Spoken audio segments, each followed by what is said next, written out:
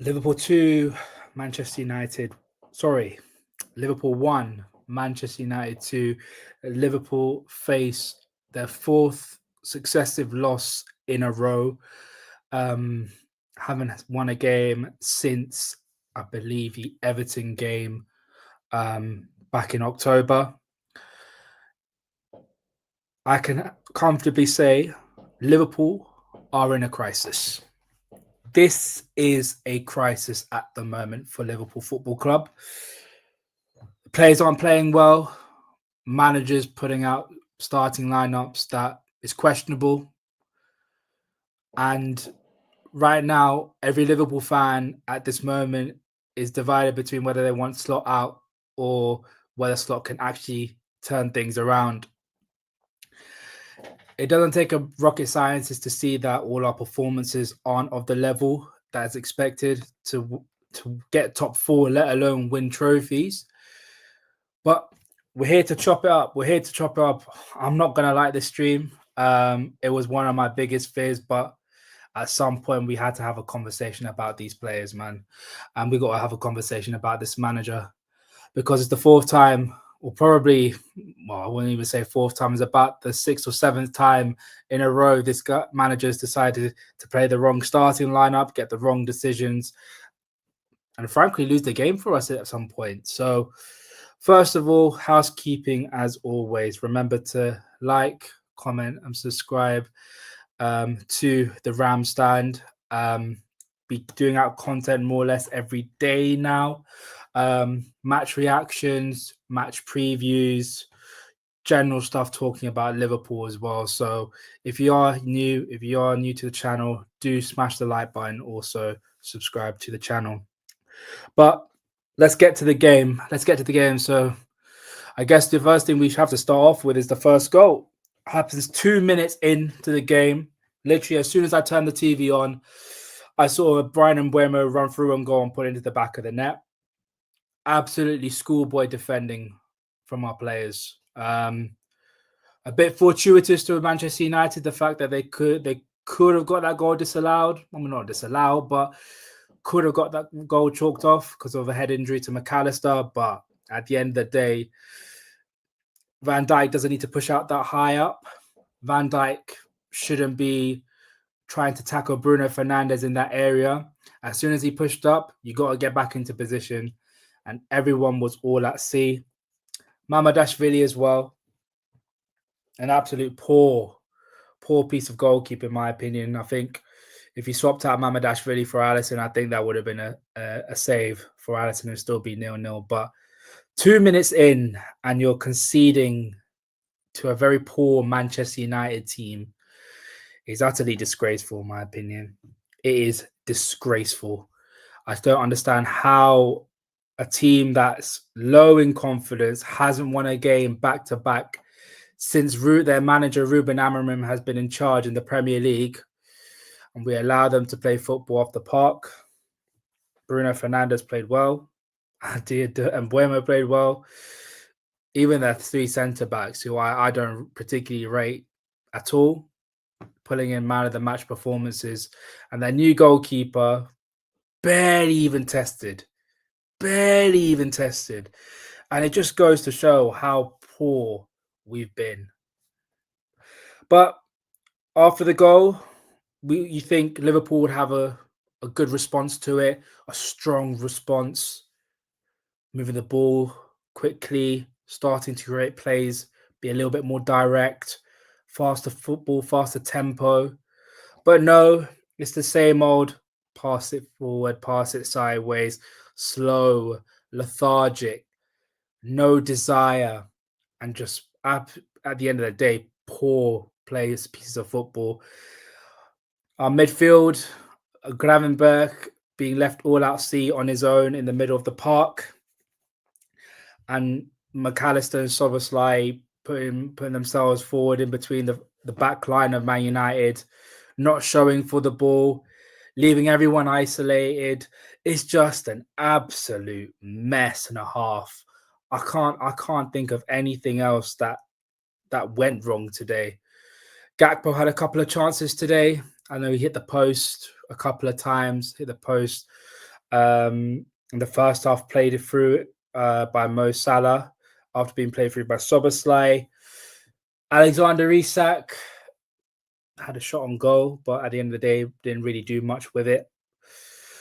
But we'll get to the player ratings. Obviously, I want to go through a couple of quotes that the manager has said today.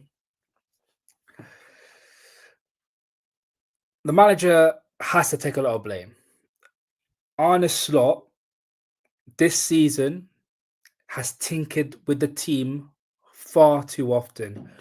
You've spent £500 million, more or less £500 million, so to speak. You have brought in an abundance of quality, an abundance of talent in the Premier League, in Europe. We can't forget you broke the record twice. You bought Isak, you bought Wirtz, you bought Kerkez, Frimpong. Like, you bought quality players, and for some reason you're playing them in awkward positions, telling Miros Kerkez, a touchline fullback who's known for crossing the balling and driving down the byline, to invert into the midfield to provide an extra midfield option when that's clearly not his game. You brought in Frimpong and Connor Bradley, who's been out of form, hasn't been performing at the capacity that is expected for him for a Liverpool right back. And you have Frimpong on the bench, who hasn't seen any minutes at all since the start of the season. It's just a low list. You can go through a list of all the issues that's going on. But I'm not gonna put it all on Slot like majority of people are doing. The players need to take accountability for some of this as well. The players have been absolutely poor from start to finish. Big up Sugar in the chat, obviously an Arsenal fan. Happy Diwali. I know Diwali's tomorrow in a couple of hours, so happy Diwali to yourself, mate. Big up Mike M in the chat. Hello, round chat. Hard times indeed. I'm starting to feel Slot is Heitinger on his side. Needs Heiting on his side. Last year, they took action when things didn't work. That's a possibility as well, man. That's a possibility. But I can't put it all on Slot. I can't. And I'll go through the player ratings because we need to discuss these players in general. And I want to go in detail about all these players as well. So I'll get the starting lineup up for ourselves. So Mamadashvili in goal. If I was going to give him a rating, it'll probably be around about a 5. He was a bit average today. 2 of the goals. The first one, I had a lot of blame for him because it was directly in front of him. He did get a touch on it. He could have kept it out. Second one, hesitant. I think if he committed to that ball and was a bit stronger, I think he would have caught the ball and it would have stopped Maguire from heading the ball. Overall distribution was meh. He looked very, very shaky as well. Flapping a lot of the times. Just overall, like, you look at the performance against Georgia and you look at him today, it was just night and day, man. Night and day. I'll probably give him a 5 in my opinion. Mukama saying I blame Slot, Salah, and Isak. I think there's a lot of people that needs to be blamed for today, in my opinion, because you can't be losing to Man United at home. It's just not a given. They haven't beaten us in 10 seasons, and this year they decide to do it. It's disgraceful. I can't. Slot misses Heitinger, in my opinion. People forget how Heitinger was a big part of Slot's backroom staff last season. He was incredible with his tactics, in-game management. And if you look at Slot with all that, you see that Heitinger's now left, and obviously Van Bronckhorst has come in, you start to question whether Heitinger had a massive say in it. So again, it's questions that needs to be asked, but I think is a bigger issue for Liverpool. If we move on to Connor Bradley, again, poor, was left isolated at times. I think defensively, he didn't do too bad against Mason Mount, but then again, it's Mason Mount. I'm expecting you to kind of deal with him, if that makes sense.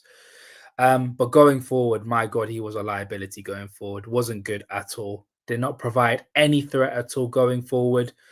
His passing was off. Even when he was trying, even his desire to get the ball back, it just wasn't there. Like, if I was gonna give him a rating, man, I'd give him a 4. I really would, and it says a lot. I don't understand what Jeremy Frimpong has to do to get back into this team, man. Jeremy Frimpong probably started 2 games this entire season. The first one was against Bournemouth in the Premier League. The second one was against Galatasaray, and that was as a right winger. So at some point, Arne Slot needs to say, look, Jeremy, we're playing poorly. You're in as a right back. But will he ever do that, man? Will he ever do that? Big up Mikama saying we haven't played well the whole season, man. We haven't at all, man. Only in places. Everton at home springs to mind. We played really well in the first half. I think we dominated them from start to finish of the first half. 2 brilliantly taken goals from Gravenberch and Ekitike. Atletico at home as well. I think we played really well. Some good football there. But everywhere else, like the second half of both games, even I'm at a loss of words. The second half of both of those games, the majority of the games that we played this season, not been good enough, man. Not been good enough. Now, this is one person I'd say deserves a lot of credit for today, because I think out of the defensive line, he was the only one that played at the very highest level and deserves to hold his head up high, which is Ibu Konate. Ibu Konate defended really well, won a lot of his duels, covered for a lot of people as well, which is the crazy thing. Usually you associate that with Virgil van Dijk. And his passing, man, his passing was really good today. You can't fault him about his distribution. He distributed the ball well. Funny enough, one of the chances Isak had on goal was because of a cutting ball from Ibu Konate. It's as simple as that. Konate, I don't think I could fault him for any of the goals. Maybe for the Mbeumo one, if you're going to commit, you're going to have to get a touch on the ball. You've got to stop that shot from coming through. But overall, man, I think he was good today. I think he was good. I would have given Konate an 8 in my opinion. Next to him, though, it's almost as if they did a Patrick Swayze, man. Like, Konate's performances morphed into Virgil, and Virgil's performances morphed into Konate, because Virgil was absolutely shocking. He looked rattled today, which was the most worrying thing. I expect my captain of my football team to be the last person to get rattled against Manchester United. He was winning majority of his headers, but he was committing. His tackling was off, caught out of position time and again. Virgil, man, if there was ever a game that we needed you to step up, it was today. Today was the game we needed Virgil to step up. And he didn't. When we needed him the most, he was nowhere to be found. Giving the ball away, Mbeumo was just running rings around him. And I'm a massive fan of Mbeumo. I think Mbeumo is a top player. But I'm sorry, I can't be expecting Brian Mbeumo to be winning duels against Virgil van Dijk. There's literally levels to this. If he's our best player and he's been our best performing player as well, you got to be doing a lot better, man. You got to be doing a lot better. Mukama here saying we haven't played well this whole season. Yeah, we haven't. It's just been poor. If you go and do an average of every game that we played, just overall really poor. Really poor, in my opinion. Suga Arsenal fan saying you guys truly need a defensive midfielder. Ideally, you don't get him, but Ayu Buwadi from Lille would be perfect, in my opinion. The thing is, right, and we'll get onto the midfield. That's one thing for sure. Ryan Gravenberch last season as a DM was one of the best DMs in the league. One of the best performing DMs in the league. I think the only people that could rival him was Moises Caicedo. in my opinion. Like, we have a title-winning DM in our midfield who was one of our best performers last season. Why don't you use him as a DM? Why are you using him as a centre midfielder? It's crazy. And the time we actually use him as a DM, where he was probably the only person in the entire midfield, whilst our um, other two midfielders were too busy going forward, trying to hold the offensive line against their defensive line. We just left him out to dry, man. It's just absolutely ridiculous, man. Big up Akil, man. Take out Salah goals. Was your team that good? I don't think Salah. I don't wait. If you're talking about Salah from last season, we got to keep it a buck, yeah. Virgil was one of the best performing centre backs last season. Gravenberch was one of the best performing DMs of last season. Like Ibu Konate was playing out of his skin at the start of the season. Like McAllister, should I talk about end of season McAllister? Like, come on, man. I'm not doing the revisionism. I'm doing like Mo Salah was the reason why we won the league. Never. You win. I've never heard of one player single-handedly winning a league title for a team. If that was the case, Steven Gerrard would be walking away with about 4 league titles. Football don't work like that, man. One player doesn't win you a league title. You have to have a spine that does that. And Salah performed levels last season? He did. But it's a team effort. Everyone did their part. Gravenberch did his part. Virgil did his part. Ibu Konate did his part. Alisson did his part. Kelleher when he needed to step in. It's a team sport. If it wasn't a team sport, Totti would have multiple Serie A's. Gerrard will have multiple Premier League titles. Batistuta would have won multiple Serie A's with Fiorentina. Unfortunately, football don't work like that. It just doesn't. On to the next player, Milos Kerkez. Was getting rinsed left, right, and centre by Amad Diallo. Trying to do an inverted fullback thing, which was ridiculous. He's not an inverted fullback. He's a touchline fullback. His main asset is crossing the ball in. We saw parts of it in the back end of today's game in the second half. We saw how dangerous he was getting, but at the end of the day, you got to call it as it is. He was still poor. He was still very, very poor. And it's weird because if you compare it to his performances for Hungary, it's just he looks so different. He looks revitalized. He's running up and down that left-hand flank. It's just I don't see it. I really don't see it. If I was giving him a rating, Kirk, I'd probably give him a 3, in my opinion. Akil here saying, my point is Liverpool are a 70 to 75 point team. Salah got you to a 90 level. He's not performing this season. Now you're back to 75 level. I will say this, though. I will say this. We played to the system where we accommodated to Mo Salah. So I don't think he was... if you saw what Salah did last season, you see us concede a lot more goals. Why is that? It's because of Dominic Szoboszlai. Szoboszlai was one of the reasons why Salah was able to get the amount of output that he does. Again, we can do the whole Salah contributed about 60 goals, but there was a reason why he did that. Everyone in their team had a part to play. Yes, did we maximize on Salah's output? 100%. I am not saying that we didn't. I'm not saying that Mo Salah had an amazing season last season, like a once in a generation season. But to win a league title, you need to do it as a team. And one thing that we did last season that we're not doing this season is that we're conceding too many goals. We're conceding too many high probability chances. I was going to say high amount of chances, but we did concede chances. But how many times was Alisson truly tested? And remember, Alisson is the best goalkeeper in the world. How many times were you like, Alisson had to pull one out of the bag to save us there? Very rarely we said that last season.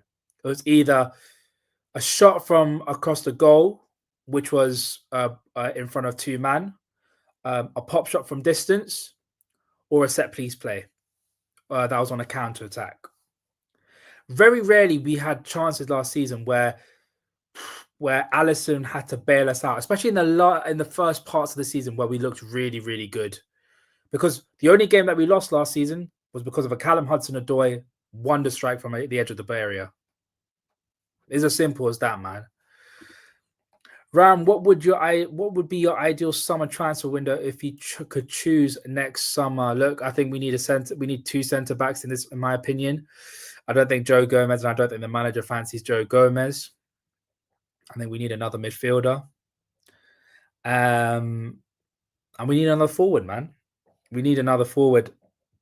Do certain people have to leave the club? 100%. I think certain people will leave the club. But some of the people that I have in mind right now can change their fortunes during the season. So I'm not gonna say this person needs to go, this person needs to go. You've got a season to prove yourself. If you're not at the level, then you got to cut, my friend. Next player I've got Ryan Gravenberch. Now, it's a weird one with Ryan because he wasn't at his usual best. Some of his passing was a bit poor, but some of his build-up play, is particularly driving with the ball, was really good. If I was to give him a rating, I'd probably give him a rating of a 6. I wouldn't say he was great. I wouldn't say he was on top of his game. I wouldn't say he was the world-class talent that we saw from last season. I don't think that in a million years. But at the end of the day, it was still quite mediocre in my opinion. But again, if you can get by with mediocre performances from certain players if everyone else is performing at a better level. And unfortunately, all the other players that are named on this list are either of the same level, if not much, much worse. And when I say much, much worse, I'm talking poor levels. I'm talking awful levels. Like we're stretching into the gutter here of how poor these performances were. But I had no issues with Gravenberch. Another issue, but one issue I do have from what I've learned today is that apparently Ryan Gravenberch has picked up a potential injury with the twisted ankle from the challenge from Brian Mbeumo. Arnestor has come out and said we have to assess it and see what it's about. But from the looks of things, he's out for Eintracht Frankfurt. That's for sure. But if it's a serious injury to his ankle, then boy, God has to help our season, man. It really, really does. On to the next player. Another player that I was very worried about if I saw him starting in this game, which was Alexis McAllister. I said from the start, Alexis McAllister, if he came from Argentina and he traveled to South America, he shouldn't come back. He shouldn't be starting. How many times have we saw McAllister come back from international break and look absolutely poor, look so off it, look fatigued, look just out of pace with the players, man? How many times did we see McAllister get bullied in the middle of the park? How many times when we were challenging for second balls was McAllister not there quick enough? And if you're looking at one of our most important players from last season, the guy that kept things ticking, the guy that kept finding the right areas, holding onto the ball, recycling it, eye of a needle ball, which he's so good at doing. McAllister's barely doing that right now, man. And he needs to see time on the bench. He shouldn't be starting any of these games, man. He's just not good enough. At this moment, he is not good enough to start. And it's not down to a quality issue, an ability issue. It's never, ever down to that. But it is down to the fact that he's out of form. And when a player's out of form, he shouldn't be seeing the pitch, man. He shouldn't be seeing the pitch. If I was to give him a rating today, I'll probably give him, 3? 2 or 3? And how many 2s or 3s have I said? Someone in the chat, please tell me. How many 2s or 3s have I said already? How many poor performances have I already labelled out? And remember, this is a Liverpool and Manchester United stream. Like this is a post-match reaction to one of the biggest games in the world at Anfield, at home? And how many poor performances have I said already? There's about 5 people in the chat. One of you tell me how many poor performances have I said? Because if you're expecting those levels against a team that will be fully up for it, have a point to prove doubters wrong, you'll never win. You simply will never win. The next player I've got, and this is going to be an interesting one. I don't know. I won't go to him just yet. I'm going to go to our left winger, Cody Gakpo. I personally didn't want him to start. I didn't want him to start this game. I think he's very predictable when he plays. He can be a bit unreliable at times, but today got himself into good positions. It's a weird one because he had about 4 chances today, got 1 goal, and these are 4 gilt-edged chances. 2 of them hit the post. One was sent wide from an open header. And you know me, man, open headers in the 6-yard area, if you're not getting on target, then I'm sorry that there's no excuses. There is no excuses at all. I saw the boys on Coppish say that he deserved a 6 or a 7. Personally, for me, I think you're being a bit generous with that. I think if you're doing a 6 or 7, but look at the chances that he had, the chance that he should have put away, for me, man, I think it would be around about a 4 or 5. If he took at least 2 of those chances, especially that header. That header would have been that would have made it 2-2, I think, if I'm not mistaken. Crossing from Frimpong and then then Cody just put it straight wide from the 6-yard area. Like, these are the levels that we're talking about, man. If you're missing headers from 6 yards, then it's not even that he didn't even get it on target, man. He didn't even get it on target. You didn't even work the goalkeeper. Minimum as a striker. If you're going to head something at goal, or if you're going to take a shot, or if you're going to finish, work the goalkeeper. And he barely did that, man. Personally, for me, I think Gakpo is a 5 or 4.5. Those chances, man, it would have been such a different story if he's taken those chances. I don't know what to say, man. I don't know what to say. Dominic Szoboszlai, again, didn't really do much. Was trying to make things happen, putting a couple of decent crosses, set the press, try to get the game flowing, try to play those cutting balls. At times it worked, but again, I feel like him and Gravenberch have been the only players that have put in solid performances week in, week out. Even when we're poor, he's still been of that level. I would have said Verge barring today, but today Verge was poor. But Szoboszlai and Gravenberch this entire season has not done anything to warrant themselves being out of the team. Those are the only 2 players that I could say with chest they have to play every single day of the week because of how good they've been this season, how reliable they've been, something that we've lacked for such a long time this season. Reliability. Can we rely upon you to show up, to turn up in these games?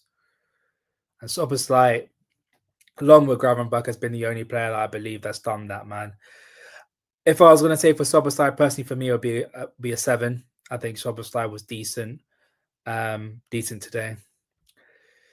Now, the main man, the Premier League player of the season last season, PFA player of the season, people say our greatest ever player in the Premier League era, which personally for me, I don't subscribe to.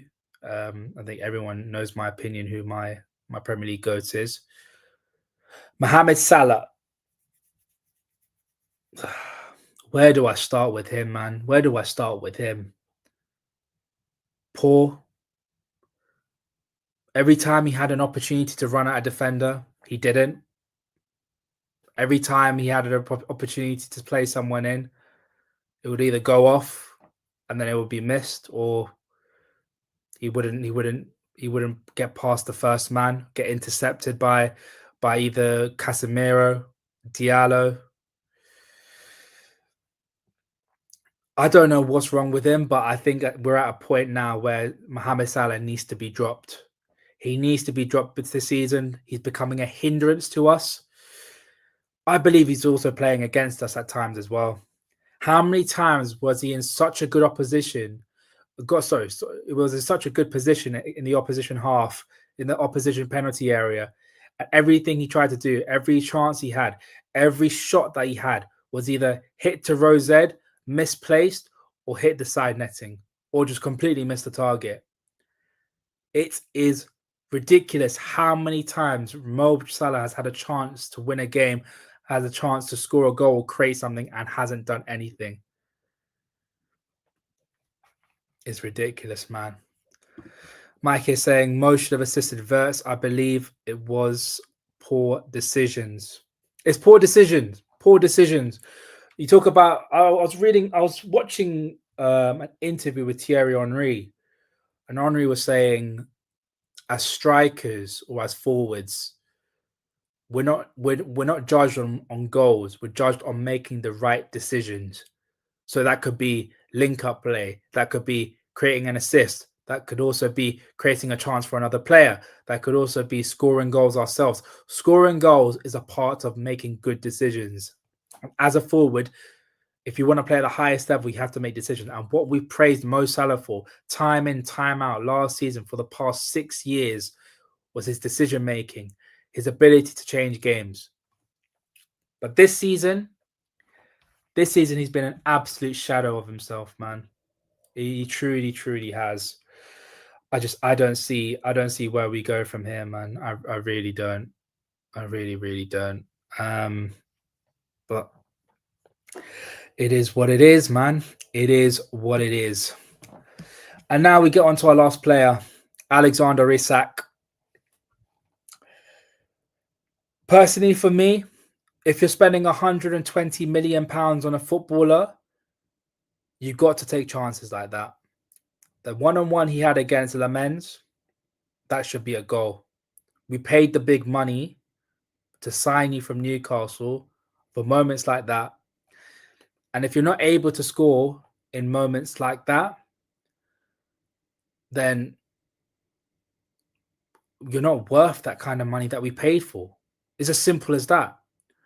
We need people to rely on in the big moments. And in the big moments, Isak had a chance. Konate played him through a beautiful, beautiful cutting through ball. Cut through the entire United line. Straight through, lovely way to pass, straight through to Alexander Isak. But all he could do is just hit it straight at Lamens. Other than that, he was pretty poor. I didn't see him do anything. I think he touched the ball a couple of times, which was decent. Moved it around, moved it side to side, but he didn't get into very promising areas. Quite lethargic on the ball, lethargic in his build-up play, lethargic in his overall demeanor as well. And I remember what Arne Slot said. Slot said pre-season is done for him.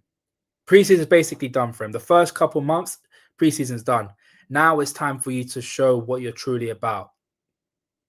And what did he do? He didn't show anything today. He didn't show anything today. And his counterpart, which we'll get on to later, in the substitute appearances, Ekitike, the first minute he got the ball, touch, turn, play it through, play it off, and then run straight to goal. Touch, turn, drive with the ball. Those are aspects that we expect Isak to do as well. Ekitike, as soon as he got on, was so eager to make things happen, had a point to prove, had something that he wanted to prove to everybody. And it was night and day, the performances between Isak and Ekitike. It truly was, man, in my opinion. For me, Ekitike, game changer. Does he deserve to start? 100%. I don't want to see Isak start for the time being when you got someone like Ekitike who's in very good form. I don't care if Isak costs £120 million. I expect players, regardless of the price tag, to perform for Liverpool. If you don't perform, you're not playing. That's how I've always been brought up. That's how I've always seen my team play. That's how I always saw Liverpool do for the past 25 years. Hugo Ekitike, I don't care if he didn't cost 120 mil. I don't care if he was meant to be a bit part player. He has earned the right to start every single game until Isak proves otherwise, where he scores 3 goals in a game, 5 goals, or 6 goals in a row. He does not deserve to start for Liverpool at this moment in time. Ekitike does. Hugo, Mike is saying, Hugo should have started, and so should Wirtz. We'll talk about Wirtz. But Ekitike, obviously, he's a big game on, I believe, Tuesday or Wednesday. Ekitike going up against his former club, Frankfurt, which we'll get onto a preview later this week. But Ekitike, I need to talk about Ekitike because he wasn't brought in to start. I don't believe he was brought in to start. I believe he was brought in to be a supporting player to Diogo Jota, who unfortunately did pass away. But he has proved a lot of people wrong. And I think he's proved a lot of the Liverpool staff wrong, in the sense of he is proving himself to be a starter for a big club. I think everyone thought of him to be very technically good, technically sound, to an extent technically gifted as well. Could be a bit wasteful at times. I think that was the expectation for him. But once he came in, like a breath of fresh air, he just has this knack of just immediately demanding the ball, being like, if I don't have the ball, nothing's going to happen. I want to make things happen. I want to be that guy. It's such a good attribute to have. That ego is a good kind of ego, knowing that you're confident in your ability and your surroundings and the players around you to be like, I can get the best out of everyone if I'm involved with everything. And you saw it today. His link-up play with everyone was just superb. Florian Wirtz was even link up with him. And I know people were saying Wirtz and Isak should have started. Maybe the myth of Isak, Ekitike and Wirtz not being able to play together is just completely false. Because Hugo and Wirtz were linking up together today, and they didn't look out of place. So if I was going to give a rating for Hugo Ekitike, I think it would be around about a 7 for me. I think Ekitike was really, really good. And then I think on someone else that we had was Florian Wirtz. Now, I just need people to say, yes, Florian Wirtz has only got 10 assists, 10 goal contributions. Sorry, not 10 assists. He hasn't got a goal and an assist in 10 games, which, look, rival fans would be rival fans. They'll criticize, they'll do whatever. Personally, for me, I don't subscribe to any of that. I don't really care at all. I think it's a whole load of nonsense. But if you look at today's performances, forget the assists, forget the goals, forget the goal contributions. If you look at what he did today, his link-up play, his drive, his ability to go forward. By the way, playing as a centre midfielder, which he is not, which I blame Slot for. You decide to play Florian Wirtz as a centre midfielder, makes 0 sense. 0 sense. I get it, you're trying to be gung-ho. I get it, you're trying to go all-out attack to salvage a point. But to play Florian Wirtz, who never played as a centre midfielder, he's probably played, the last time he probably played as a centre midfielder was back in 2021. Probably before COVID. Like, we're talking COVID settings here. This is how crazy it has gotten, man. And do you know what? These kind of decisions is what hurts a lot of these new players, man. It really, really does. And another player I want to go to as well, and this is one that annoys me the most, and it really gets under my skin. And I've talked about this for So many months. I've talked about this since the start of the season. Federico Chiesa, and I just want to put a stat out. I want to put this out there for the people. Federico Chiesa is has the most goals and goal contributions out of any player out of this Liverpool team this season. No Liverpool player this season has more goal contribution than Federico Chiesa. Yet he struggles to see minutes. He struggles to start every single game. And people. I said this before. I said this. A diamond formation, a front two of Ekatike and Chiesa together. It can work. It will work. The two quality players that could play off each other and create something with Florian Wirtz behind them. It will work. And what did we see? When it was Wirtz, Chiesa, Ekatike, look at our first goal. Look at our first goal. Ekatike starts it off. Wirtz plays it off to Chiesa. Chiesa plays it off to Gakpo. Gakpo scores. And you're telling me that it can't work? I'm sorry. This is where it's getting ridiculous. This manager, and credit to him, has gone into games and said, no player warrants their position. Every player has to fight for their position. And what happens? You're telling me that Federico Chiesa doesn't deserve to start for Liverpool Football Club over the likes of Mo Salah and Cody Gakpo, yet he has the most goal contributions out of any one of those players. It's absolutely crazy. And Mike says it here. Mike says it here. Chiesa's got more experience and trophies than Slot, to be honest. He has. He has performed at the highest levels. He's scored in major European finals. He's been arguably Italy's best player in the lead up to their European Championship win in 2021. I'm gonna check this as well. I believe he's won a Scudetto, if I'm not mistaken, for Juventus. Has he won a Scudetto? No, he's won two Coppa Italia. He's won two Coppa Italia. So okay, to be fair, he's won two Coppa Italia. Not one's won a Scudetto. But this quote says a lot to me. I'm gonna read this out. I've come on and impacted the game again, so hopefully the manager can see that this time round. This was Federico Chiesa that said this. Federico Chiesa acknowledged the fact that he actually came on and changed the game, got an assist, and is asking to start the football match for Liverpool. It annoys me so much because you can't help but like the guy. The guy is kept so professional for the last couple of months. He's been very quiet. He's been trying to do his training, get back into full fitness. He even rejected offers from other clubs just so that he could get to full fitness and try and win his way back into the team. What does he do? Scores a last-minute winner against Bournemouth.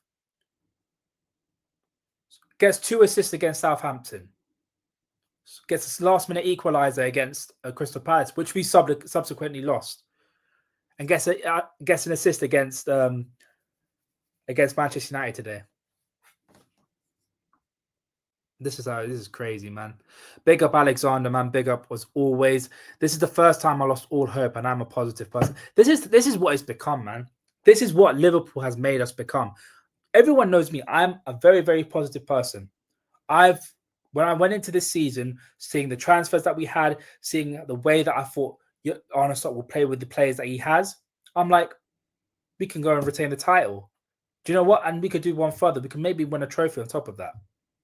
But the fact that we're not playing well, the fact that we can't be able to string 5 passes together, the fact that we're relying on the likes of Konate and Virgil van Dijk to be our most creative players when our most creative players aren't even seeing pitch, it is ridiculous. It is the worst thing that I've seen. And I can't believe it.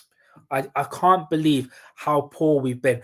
And I've been looking at clips from last season, and with the stuff that we're playing at Old Trafford, bopping the ball around, moving the ball around, passing it left, right, and centre, making Man United work to get the ball back. And now we're just gifting the ball back to the opposition. No fight for the second ball, no desire, no eagerness to move the ball forward, create any forms of a creative attacking play. It's just ridiculous, man. It is. I have no. I have no other words to say, and I don't look forward to watching Liverpool now. Right now, I don't. What has Liverpool shown to me that I would want to watch them week in, week out? Today was the day where I thought, I hope, you know what? After the international break, players are rejuvenated. They're back. They're gonna they're gonna show something. They're gonna show their qualities again. We're gonna turn it around. We're gonna get back to winning ways. But nope. Liverpool, as always, decide to do what they do best and just mess it up. Just mess it up. I don't know what to say. And on honest slot, I'm sorry, but this manager, I can't believe I'm going to say this. And people saying that it might be slot out and anything. I would never. It would take a lot for me to be slot out. It really, really will. But Slot needs to fix up. Slot needs to definitely fix up because what he's doing is not good enough. Like I said, you spent a lot of money. You got the players that they thought was good enough. Most importantly, and I think people are forgetting this. I want to go full screen as well. I'm going to quickly go full screen as well. I want to quickly say this as well. Arne Slot got the players that he felt that was good enough to play for Liverpool. I don't buy into the fact that Richard Hughes was the only person that was doing it. Arne Slot definitely had a voice in those transfers as well. But I think people are forgetting one thing as well. Arne Slot got rid of players that he didn't think was good enough to play for Liverpool or good enough to play his system, or he thought we could do better with. I think people are forgetting that as well. We sold a load of players, and it's not an excuse that we spent 425 million. We still should be expected to win a league title. But the fact that it is even more damning on Arne Slot is the fact that you got rid of players in this team that you thought wasn't good enough. That's where I have a lot of criticism from Arne Slot. If it was still a couple of players that you thought weren't there, but they're still at the team, but they weren't good enough, I'll have a little bit of leeway. If it was like how it was in the first season, I had a lot of leeway for him because it wasn't his team, wasn't truly backed. This time you were backed. This time you were backed with transfers in and transfers out. You got rid of players that you thought you didn't want in this team, that you thought we could upgrade with, you thought that we could do better without. I'm talking the likes of Luis Diaz. Trent Alexander-Arnold, to be fair, was out of your control. The player wants to leave. You can't really do anything about that. Harvey Elliott, you were happy to get rid of. Jarrell Quansah, you were happy to get rid of. I don't want to hear the excuses of Mark Gay. We couldn't get Mark Gay. Mark Gay would have been a big...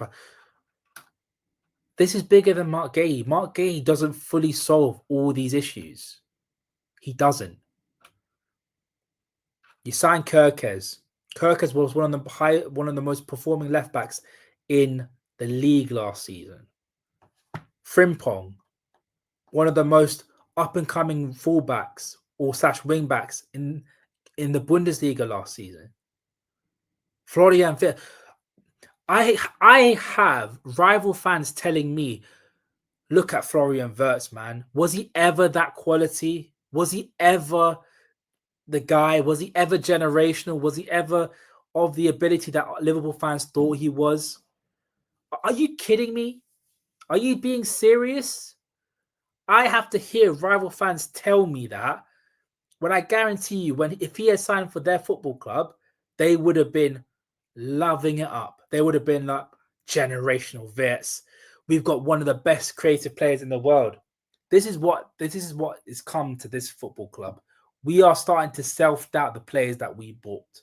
That is how crazy it is. Harvey, Quansah, Doak, Morton, Diaz. He thought there was surplus to requirements. Simple. This is where I have especially those two players that you mentioned, Harvey Elliott and Luis Diaz. Especially Luis Diaz. Luis Diaz was a starter last season, but you said we can do better without Luis Diaz. Harvey Elliott wasn't a starter, but he was important when he came on. He was important. And you know what?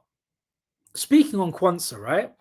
Am I not mistaken? Didn't Kwanzaa come off against Ipswich at half time? Wasn't that the manager that did that just to prove a point? Not want to prove a point. He was having a poor game, and then he immediately took him off out of the firing line. Where is that ruthlessness? Where is that ruthlessness from Arne Slot for the current players, for the players that aren't performing, the players that are letting the team and the fan base down? Where is it? If a player is out of form compared to a player that's in form, you play the player that's in form. You get the best out of them. If they're in a good momentum, keep playing them. They would want to see the pitch all the time. I've got a couple of quotes here from Arne Slot as well, man. I'm just going to quickly get it up. When you play against a team like Manchester United that sits deep and relies on long balls, you know it's going to be difficult, especially when they start doing it from the very first minute. What were you expecting? This is what happens when you're Liverpool Football Club. If you're managing Liverpool or play for Liverpool, expect teams to be a little bit resolute, a bit rigid, a bit direct, long ball over the top, winning headers, header down, knock-ons, everything. What are we doing here, man? And the one thing I want to talk about with his press conference, no accountability for himself. He's very happy to talk about missed chances, talk about how, Salah had chances, Gakpo had chances, Chiesa, Isak, Wirtz. He likes to talk about that. But where is the protectiveness? I'm all for criticizing players when they do, but if you're going to criticize players, you've got to criticize yourself as well. You can't be hell-bent on being, my way is right. There's nothing wrong with it. It's just that the players aren't implementing it properly. If they're not implementing it properly, it is still a manager issue. It's either you're not telling them to do the right thing or the tactic is completely wrong. That's why I can't let go of the thought slots. Oh, you got to help me out. Thought slots finger. Oh, I don't know about that. Last season was actually all about good advice from Heitinga, balance in leadership. Maybe.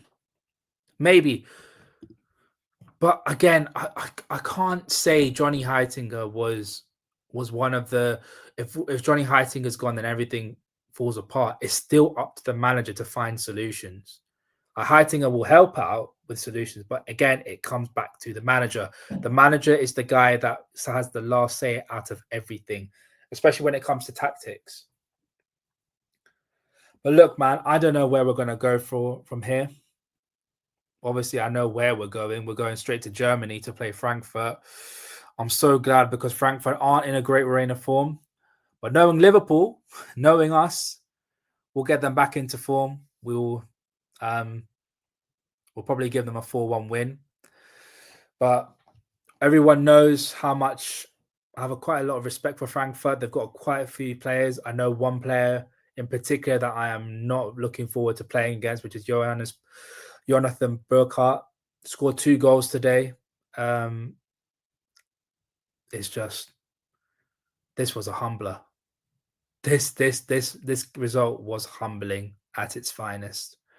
The fact that we lost to Manchester United, a manager like Ruben Amorim, against a Man United team that failed to win back-to-back since the manager has arrived last season, is just, I have nothing else to say, man.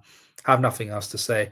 But people, I appreciate you listening in, chatting about this.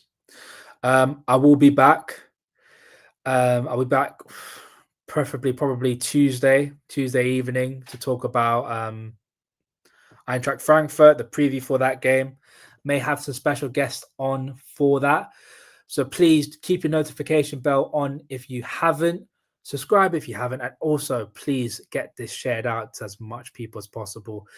If you can, and if you do, again, put your notifications on. Content will be coming out on a regular basis now. I think given that we're talking about Liverpool in crisis, I think more or less we should. Lo, it's German. It's talking about good decisions during a game. Small things matter. I kind of got it was German, but one thing I know, I can speak a bit of German, but I can't read it to save the life out of me. I seriously, I can't read German. I can speak it, but I can't read it. So there's that. I appreciate that, Mike. Yeah, I'm gonna head off as well. So people, for all the people that are in the chat, please do like the stream, get this shared out as well. And yeah, we will be back for the Eintracht Frankfurt preview. I may have some special guests on as well, so keep your eyes out for that. But in the next time, people, I appreciate you being on here. My name's Ram. This is the Ram Stand, and we are out, people. Peace.